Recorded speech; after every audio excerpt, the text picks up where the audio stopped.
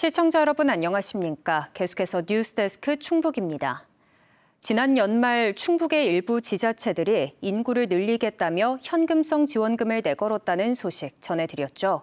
일회성으로 수십만 원을 준다는 조건에 인구가 반짝 늘기도 했는데요. 2달여가 지난 지금 우려했던 대로 지원금만 챙기고 주소를 다시 빼는 이른바 주소지 쇼핑 정황이 곳곳에서 확인되고 있습니다. 허지일 기자가 취재했습니다. 지난해 12월 31일 기준 거주자에게 1인당 50만 원 안팎의 민생안정 지원금을 지급한 충북의 지자체들. 인구 1명당 500만 원에 달하는 교부세를 더 타내려는 치열한 경쟁이었습니다. 지역화폐로 지원금 지급이 마무리된 지 2달여가 지난 현재 인구 성적표를 확인해봤습니다. 괴산군의 지난달 말 인구는 3만 7,700여 명, 작년 11월 말 3만 5,600여 명에서 12월 말 지원금을 노리고 무려 2,600명 이상이 단기 전입했지만 지급이 완료된 후 불과 2달 만에 519명이나 급감했습니다. 영동군 역시 올해 1월 반짝 늘었다가 2월 말에는 다시 93명이 빠져나가며 하향 곡선을 그리기 시작했습니다. 그나마 보은군 인구가 70여 명 늘었지만 낙관하긴 이릅니다. 5월까지 2차 지원금 지급이 남아있어 주소를 유지하고 있을 가능성이 있기 때문입니다.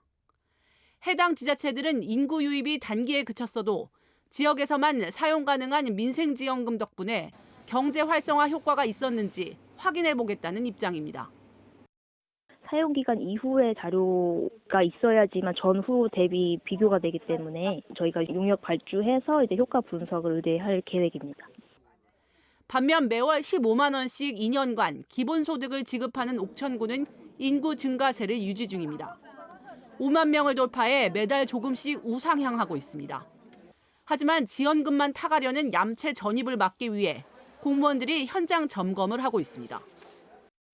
통신요금 이런 거 기록 있는지도 있으면 확보하고, 그다음에 사진 촬영 허락받고 거주하시는 것도 이제 사진 찍고. 단순한 일회성 지원은 자칫 주소지 쇼핑만 부추길 수 있는 만큼 이 같은 정책 실험들이 뿌리내릴 수 있도록 근본적인 정주 여건 개선이 필요하다는 지적입니다. MBC 뉴스 허지입니다. 이재명 대통령과 함께하는 충북 타운홀 미팅이 오는 13일에 열립니다. 이재명 대통령은 오늘 자신의 SNS에 충북 타운홀 미팅 개최 소식을 알리며 도민의 경험과 지혜를 들려달라고 당부했습니다. 이 대통령은 청주공항과 오송역을 아우르는 탄탄한 인프라 위에 반도체, 2차 전지, 바이오 등 대한민국의 미래 먹거리를 책임질 핵심 거점으로 성장하고 있다며 충북의 내일을 도민과 함께 그려가겠다고 올렸습니다. 충북 타운홀 미팅 모집 인원은 200명으로 오는 9일까지 네이버 폼으로 접수합니다. 윤건영 교육감이 최근 발생한 장학관의 불법 촬영 사건과 관련해 사과하고 공직 기강 점검과 재발 방지 대책 수립을 약속했습니다. 윤 교육감은 오늘 기획회의에서 이번 사건이 교육자에 대한 신뢰를 심각하게 훼손한 중대 범죄라며 도민과 교육 가족에게 송구하다고 말했습니다. 이어 사안을 인지한 즉시 해당 공무원의 직위를 해제했으며 수사 결과에 따라 엄정 처분하겠다고 덧붙였습니다. 충북교육청 장학관의 불법 촬영 범죄에 대해 시민사회와 교원단체 비판이 쏟아졌습니다. 충북참여자치시민연대는 오늘 성명을 내고 반복되는 교육계 성범죄 사건에 대해 도교육청의 공직 기강과 인권 감수성, 학생 보호 체계 전반에 심각한 문제가 있다고 지적했습니다. 전교조 충북지부는 불법 촬영 범죄를 저지른 장학관을 즉각 파면하고 인사검증 실패에 대해 교육청이 근본적인 개선 대책을 수립하라고 촉구했습니다. 지역의 한 대학 학생들이 무료로 인근 농장과 소상공인들의 광고를 만들어주고 있습니다. 벌써 8년째 이어지고 있는데요. 학생들은 실무 능력을 키우고 지역 상권은 홍보 효과를 톡톡히 누리고 있습니다. 신병관 기자가 취재했습니다. 청주의 한 대학교입니다. 학생들이 제작한 학교 인근 버섯 농장의 광고를 보며 수정할 곳이 있는지 살펴보고 있습니다. 버섯이 자라는 과정을 카메라에 담느라 많은 고생을 했던 만큼 올해 졸업한 졸업생에게는 학창시절 어떤 작품보다 애정이 큽니다. 논밭이나 농장에 가서 이렇게 기르는구나. 되게 사장님들의 땀과 노력이 들어가 있는 것 같다. 농민들을 위해 광고를 제작하면서 학생들도 학교 인근 농장에서 어떤 농산물이 생산되고 어떻게 유통되는지 배우는 기회가 됐습니다. 현장에 나가서 경험해 볼 수 있는 게 기회가 많이 없을 수도 있는데 그걸로 통해서 서로 도움이 되는 그런 관계가 되는 게 충청대는 학생들이 실무 능력을 쌓으면서 지역사회도 도울 수 있도록 지난 2018년부터 학교 인근 농장에서 생산되는 농산물의 광고를 제작해주고 있습니다. 학교 주변 카페 등 소상공인을 위한 광고도 제작해 학교 상권 활성화에도 힘을 보태고 있습니다. 소상공인들 같은 경우에는 SNS 홍보를 하고자 해도 이분들이 잘 모르십니다. 그래서 저희들이 학생들과 같이 광고 영상 홍보도 만들어 드리고 완성된 광고는 온라인을 통한 홍보에 활용되고 있습니다. 생각하지도 못했던 광고가 생긴 농민과 소상공인들은 지역대학이 든든한 우근이 될 수 있음을 직접 체감하고 있습니다. 광고 제작 과정에서 만난 학생들로부터 SNS를 활용한 홍보를 배운 것도 큰 도움이 됐습니다. 인터넷을 지금 조금씩 하고 있어요. 자녀들이 있어도 다 나가 있기 때문에 저희들은 사실 되게 인터넷에는 익숙하지 않잖아요.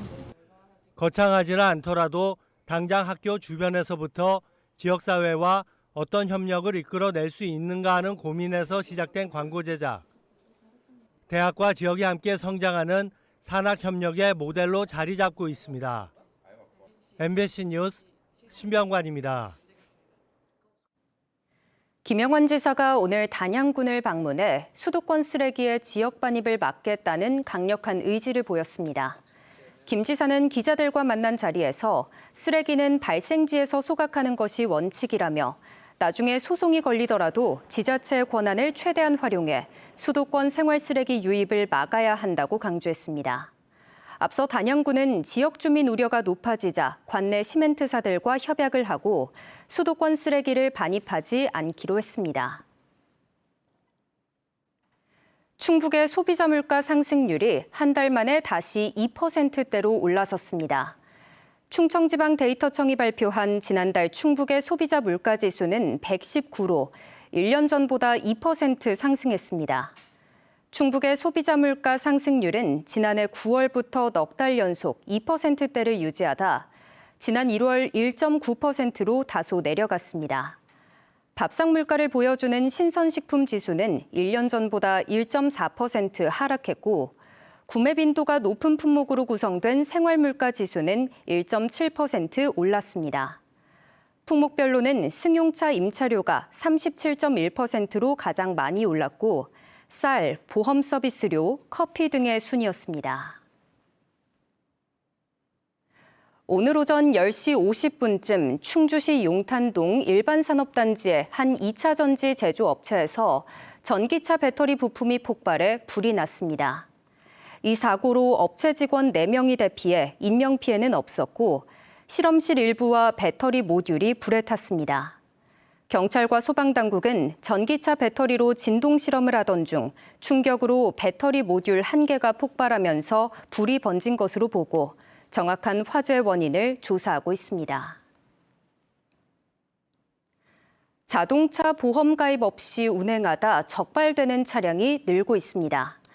지난 한 해 동안 청주시에서 적발된 무보험 운행 차량은 모두 771대로 1년 전보다 30% 이상 증가했습니다.